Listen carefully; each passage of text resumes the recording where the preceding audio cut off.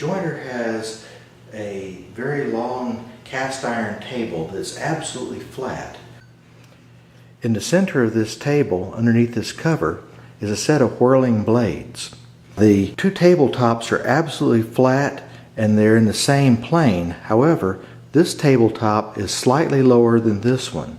So when I push a piece of wood across here, it trims off whatever the difference is in the height of these two tables. In my case, I like to keep that set very small at only about 1/32 of an inch. It takes a little bit longer that way, but I don't lose as much wood as I would otherwise. The jointer also has this fence on the back side that you keep the wood pressed up against.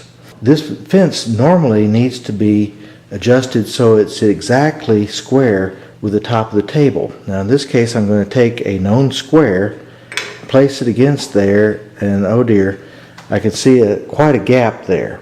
So what I need to do is I need to adjust it so that it's completely square. So I'll loosen the clamp that holds it,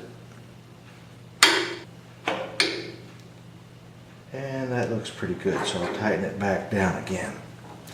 If I had done my jointing with the fence out of square, the wood, when I joined it together, when I did the glue up, would not be flat. So it's very important that for most cuts, this fence be exactly square.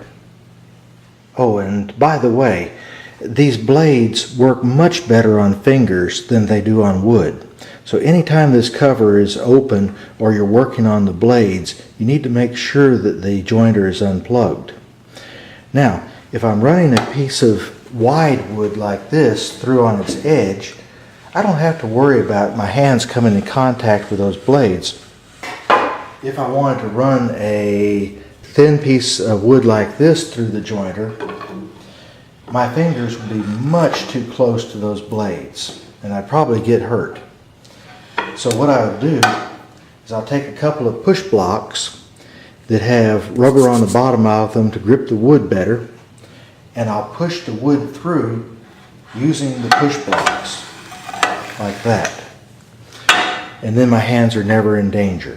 Now as I'm running the board through the jointer, once the front edge of the board passes the blade, I want to make sure that the wood stays in contact with this table right here so that it does not ride up this way, and I want to make sure it stays in contact over here so it doesn't ride up like this.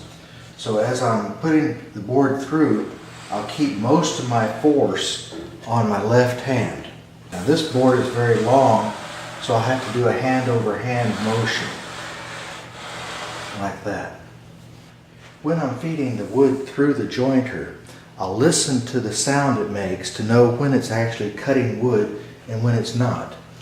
So if I'm feeding it through here and I hear it chewing on the wood and then I hear a quiet, I know that this area right here is raised up a little bit so it's not cutting at that spot. Once I hear the same sound of cutting all the way down the full length of the wood, then I know the wood is straight. While I'm running it through, listen to the sound of the jointer and see if you can pick up the areas where it's cutting and where it's not cutting.